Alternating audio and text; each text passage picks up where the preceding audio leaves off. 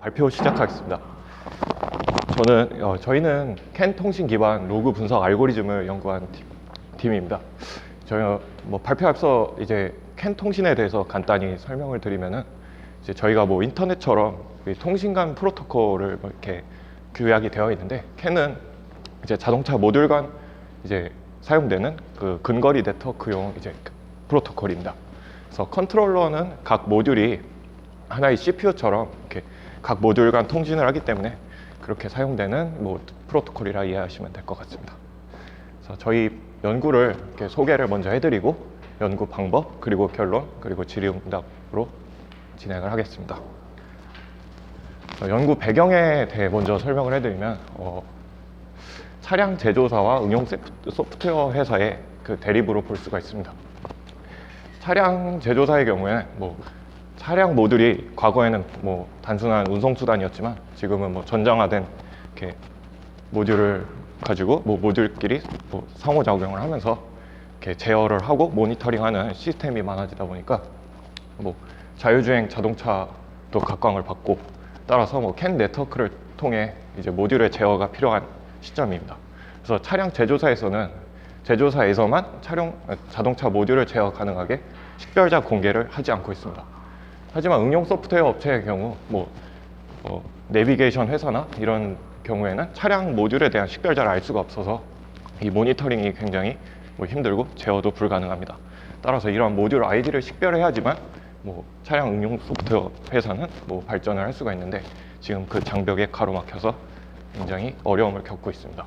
그래서 기존에는 이런 회사들이 역공학자가 개인의 역량에 의해 일일이 이렇게 모듈을 식별하고 고비용과 고시간, 이런 개발 비용이 굉장히 오래 걸리고 있습니다.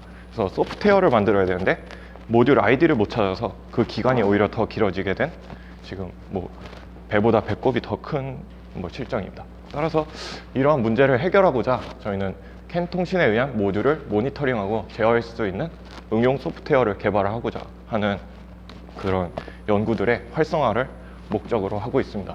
그래서 저희는 결과적으로 역공학을 좀 더 개인의 역량이 아닌 좀 정형화된 방법으로 도구로 제공하고자 이 개발 비용을 단축시키고자 하는 목적을 지니고 있습니다. 그래서 더 구체적으로는 저희가 진행한 연구는 캔 모듈의 식별자를 알아내기 위해 로그들을 가지고 어떤 방법으로 알고리즘을 적용해야 이 모듈의 식별자를 찾아낼 수 있는지, 즉 어떤 이벤트를 차량의 문을 열었다던가 이런 이벤트를 했을 때, 가했을 때 추출된 로그에서 그 많은 로그들 중에 어떤 패킷이 과연 이 차량의 문인지를 알아내는 알고리즘입니다. 그래서 저희 알고리즘을 많이 적용을 해서 결과적으로는 이런 응용 소프트웨어 회사가 식별자 맵을 구축을 하는 것이 저희 목적입니다. 그래서 엔진이 어떤 아이디를 가지고 문은 어느 아이디를 가지고, 이런 것들의 식별자 맵이 필수적이라 저희는 이러한 알고리즘을 연구하게 되었습니다. 먼저 캔 기반 로그에 대해서 설명을 해드리겠습니다. 캔이라는 것은 다음과 같은 로그 형태를 띠고 있고요. 그래서 차량에 어떤 캔 어널라이저 같은 기계를 따로 부착을 해서 그 상황에서 나오는 패킷들을 추출한 로그입니다. 그래서 이 로그는 어떤 추출하는 시점과 특정 시점 사이에 이 로그를 추출하기 때문에 이 시계열적인 데이터 성격을 띠고 있었습니다. 그래서 저희가 이런 이제 시계열이라는 것은 이 추출을 시작했을 때 그 뒤에 몇 초에 발생을 했고, 이러한 시간 정보들이 이쪽에 표시가 되어 있고요. 그 다음에 여기는 저희가 찾고자 하는 식별자 아이디입니다. 그래서 이런 것과 이 뒤에는 데이터 필드로 이 차량의 상태라든가 제어를 가하는 패킷이 다음과 같은 로그로 되고 있습니다. 그래서 패킷 구성애 같은 경우에는 지금은 한 단계 가공을 거친 패킷이고, 이 패킷 구성이 11자리에, 그러니까 11자리의 아이디와 확장된 18자리의 아이디까지 허용을 하고, 그 뒤에 데이터를 이런 식으로 구성이 되어 있습니다. 그래서 저희는 이 패킷을 가지고 과연 저희가 찾고자 하는 모듈이 어떤 아이디를 갖는지 이렇게 연구를 진행합니다. 그래서 저희가 찾아낸 알고리즘은 앞서 말씀드린 캔 로그의 성격을 가지고 과연 어떤 알고리즘으로 적용을 할 수 있을까에 초점을 맞췄습니다. 먼저 이벤트를 가했을 때 문을 한 번 열었다 닫았을 때 문에 대한 캔 모듈 아이디가 있을 텐데, 이 어떠한 문을 열고 닫는 어떤 이벤트를 가했을 때 반드시 문이 패킷을 보냈을 거라는 가정을 하기 때문에 이 이벤트 로그를, 그런 이벤트를 뭔가 인위적으로 가한 로그를 이벤트 로그라 지칭을 하고, 아무 조작도 가하지 않은 상태의 로그를 노 이벤트 로그라고 이렇게 가정을 하였습니다. 그래서 이 두 개의 로그를 입력으로 하고 이 두 로그에 존재하는 송신자 아이디를 비교한다면은 이벤트 로그에만 존재하는 송신자 아이디를 그러니까 패킷을 추출할 수 있다고 가정을 하였습니다. 따라서 이런 샘플로 여러 개를 이렇게 적용을 해봤는데, 요것 같은 경우에는 찾고자 하는 문의 아이디를 찾는 이런 패킷을 하나까지 추려내진 못했지만 한 70% 정도의 이렇게 제거율을 보였습니다. 그래서 다른 알고리즘도 이렇게 저희가 제안을 해봤는데요. 이제 액션 카운팅 매치 같은 경우에 문을 여러 번 열고 닫았을 때 반드시 이 패킷도 n회의 패킷을 발생했을 거라 가정을 하였습니다. 그래서 이러한 로그들을 입력하고 저희가 생각한 예상 패킷이 몇 개인지 이것을 입력하여서 하나의 송신자가 n개의 패킷을 발생한 경우 그것들을 추려냅니다. 그래서 이런 알고리즘을 적용한 결과 이벤트 2의 결과는 앞서 말씀드린 브로드캐스트 메시지를 먼저 필터링한 후 저희 액션 카운팅 매치 알고리즘을 적용한 결과 식별자를 하나까지 추려내서 저희가 찾고자 하는 모듈을 찾았습니다. 하지만 3회 같은 경우에는 88%의 제거율만 보였고, 이 4, 5의 경우에는 로그의 성격 자체가 n회성이 아니라 1회성 반복 로그였기 때문에 적용을 하지 못했습니다. 그래서 다른 알고리즘으로는 C계열 데이터 성격에 저희가 이벤트를 그러면 시간을 일정 간격으로 가했다면 이 시간 간격으로 발생한 이 패킷을 추려낼 수 있지 않을까에 초점을 맞췄습니다. 그래서 문을 10초 간격으로 한번 열었다 닫았으면 그 10초 간격과 저희가 허용한 오차를 입력해서 이 한 송신자가 그 시간 간격과 비슷한 로그를 발생시켰다 했을 때 그것들을 추려냅니다. 이것은 이벤트 3회만 적용할 수 있었고 85.7%의 제거율을 보였습니다. 그래서 마지막으로 저희가 찾은 알고리즘은 A 이벤트는 A의 패킷을 가지고 있고 B 이벤트는 B 이벤트 패킷을 가지고 있을 텐데, A에만 있는 패킷으로, 그러니까 A에는 반드시 A 패킷이 있고 B에는 A를 가지고 있지 않다는 가정하에 여러 이벤트를 앞서 말씀드린 필터링 알고리즘과 같이 A를 기준으로 B, C, D 이런 여러 로그들과 계속 필터링을 재기적으로 돌립니다. 그래서 그 결과 A에만 존재하는 패킷이 한 개까지 추려졌을 때 이 패킷이 저희가 찾고자 하는 그 모듈의 송신자를 가지고 있다고 가정을 하였습니다.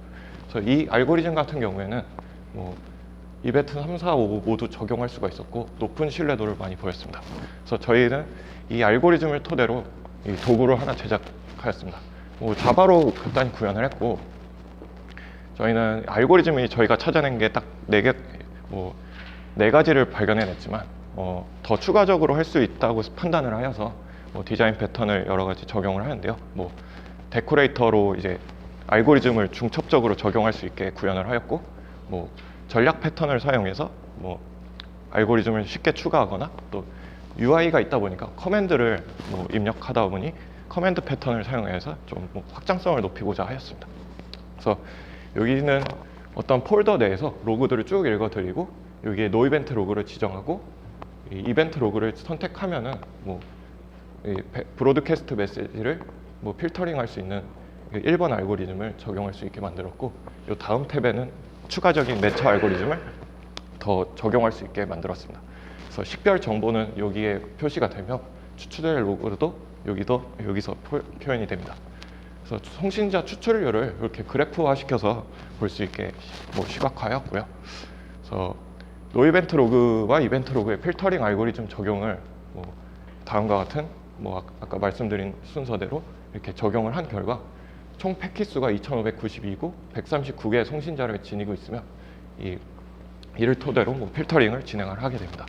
그래서 몇 개의 예시만 저희가 캡처를 했기 때문에 바로 넘어가겠습니다.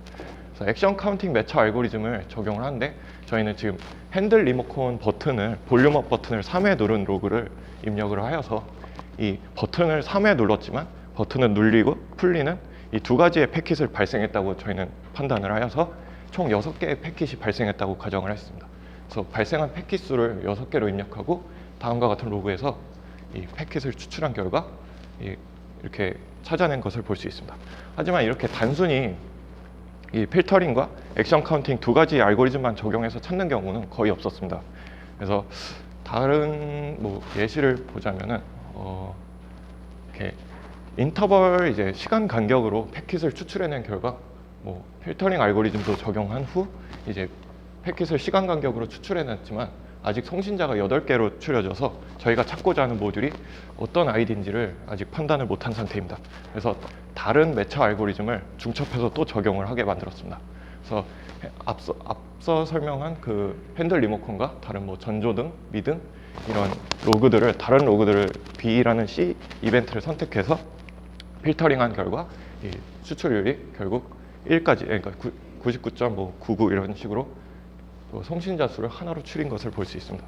그래서 저희가 이 시트벨트라는 로그를 가지고 실험을 했는데 이 락 릴리즈라는 시트벨트를 채우고 푸는 과정에서 이 두 가지 패킷을 이렇게 뭐 발생시켰다는 걸 확인할 수가 있었습니다. 그래서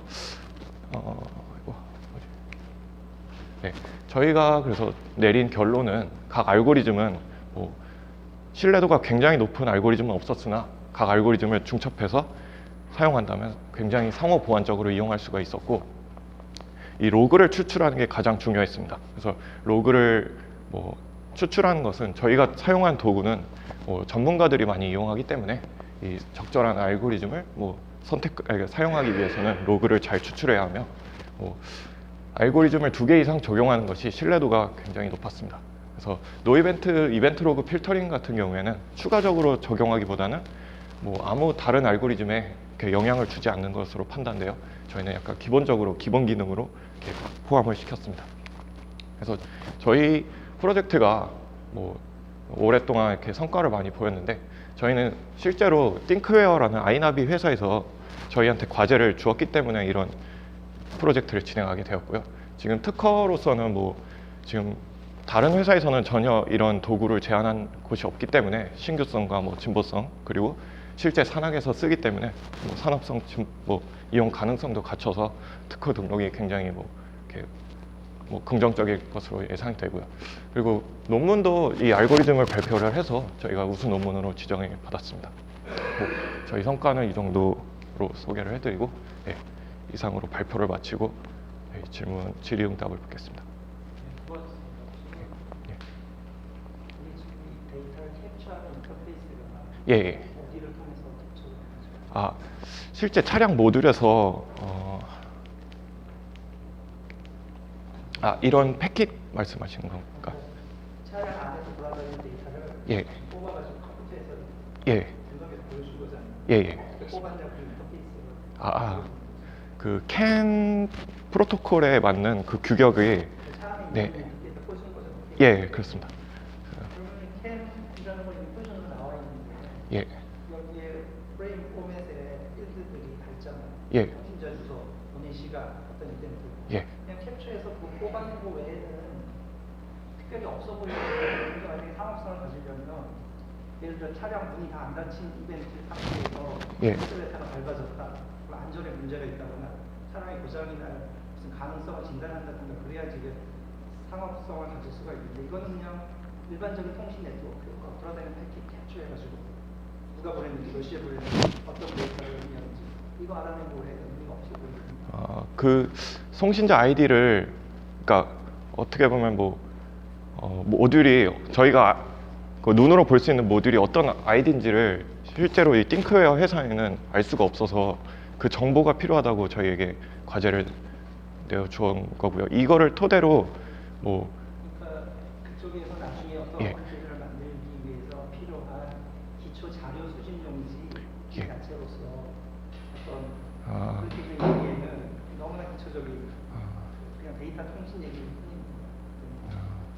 뿐입니다. 약간 특정 회사에서는 이렇게 역공학자들이 많이 필요로 해서 저희가 이 과제를 이렇게 찾게 되다 보니까 이런 과정이 도구로 안 나와 있어서 역공학자들이 매우 어려움을 겪고 있었습니다. 특히 나와 있는 걸 알고 다이그노스틱 자동차 아, 그것은 그러니까 이 필드를 알고 있다는 가정 하에 나온 도구들이었습니다. 특정한 컨트롤러들이 가지고 있는 값이잖아요. 그거는 캔에서 통신하려면 보내는 주소, 받는 주소는 당연히 있어야. 아, 그 차량이랑 그 차종마다도 이 필드가 이게 엔진이 될 수도 있고 이게 그거는 자동차 회사들이 정해야 될 표준 문제 아니에요? 여기서 무슨 정하는 문제가 아니에요. 네, 그래서 저희는 그거를 알아내고자 하는 도구를 말하는 건데 약간 저희도 이 주제를 받았을 때 저희 자체로도 이런 본선이 많이 있었는데 저희는 말씀하신 것 이전에 이제 식별 문제에 대해서 다루는 것이라 아무래도 말씀하신 것처럼 이렇게 이용 어디서 알아내고 몇 되는 시간이 언제고 이게 그 소스가 뭐 어떤 컨트롤러에 있느냐 요거만 지금 판단 가능한 상태이거든요. 예, 그러니까 아주 지금 기초 기반 그런 리서치지 이게 이 자체로서 차량 진단을 인도한다. 그러니까 미래에 발생할 수 있는 차량 보장이나 진단, 안전 이런 거를 어떠한 여기서 그런 정보를 알 수는 없는 거예요. 아직은 저희가 그러니까 지금 1단계 연구로 이렇게까지 진행을 했고 이후에 이제 데이터 패턴을 그러니까 필드 분석을 했어야 되는데 아직 그쪽까지 연구를 진행을 하지는 못했습니다. 그래서 그렇게 된다면은 아까 말씀하신 것처럼 그 이상의 것들을 해낼 수가 있습니다. 되게 이미 다 나와 있는 단순한 그냥 비교, 예. 필터링 이 정도 뭐 다른 질문 캔의 그런 아이디를 회사마다 공개하진 않아요? 최종마다? 예, 그렇습니다. 그래서 뭐 차종마다도 다르고 회사마다도 다른 실정이라. 공개하지 않아서요? 예. 요청해도? 예, 그렇습니다. 그러면은 뭐 아이나비나 이런 응용 소프트웨어. 예, 내비게이션 예. 하는 회사는 어느 차량에 들어가든지 그 소프트웨어가 그런 차량의 그런 컨트롤 정보를 알고 싶은 거예요? 예, 그래서 실제로 그 회사에서는 계속 한 차종을 가지고 계속 연구를 해서 이 모듈 식별자를 찾고 있습니다. 일종의 자동차 해킹하는 소프트웨어네요. 아, 하드웨어 안에서 하드웨어끼리 통신하는 데이터를 가로채서 보는 거잖아요. 예. 해킹하는 거네.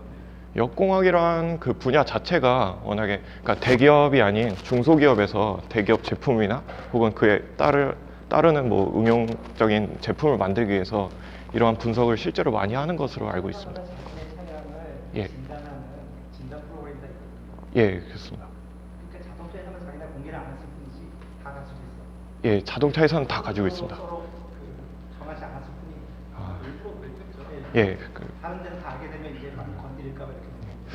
그래서 저희도 연구를 하면서 예, 그렇습니다. 통해서 가치 있는 어떤 해결을 했다. 그런 어떤 연구였으면 예, 알겠습니다. 시간 관계상 여기까지 하고 예. 수고하셨습니다. 예, 예.